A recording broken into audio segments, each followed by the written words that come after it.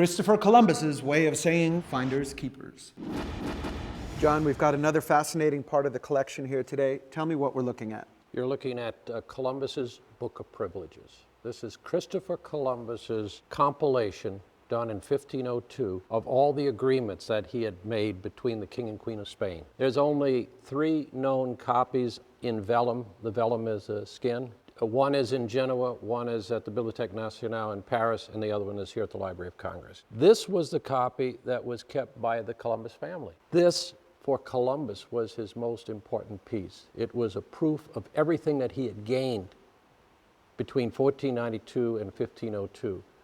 He compiles this work, or he has his scribes compile this work 2 days before he leaves on his 4th and final voyage to America.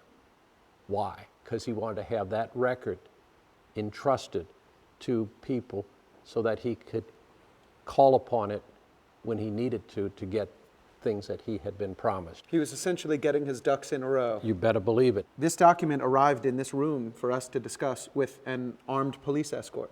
That's correct. It's a very high treasure of the Library of Congress, and when it moves from its safekeeping to some other place in the library, it is required that an armed escort be with it. John, when you look at the collection of documents here in the Book of Privileges, would you say they worked for Columbus? He would have said it didn't work. I've lost all my privileges. In fact, the reason why this was put together in 1502, because at the end of his 3rd voyage, he was brought back in chains. He was accused of malfeasance in what is now the Dominican Republic, and the Queen had to release him. So he's already has an inkling that what great privileges he had been bestowed in 1492 are becoming a little bit more elusive. This Book of Privileges is an incredible treasure. This is one of the crown jewels. We call it a top treasure, but it's crown jewel.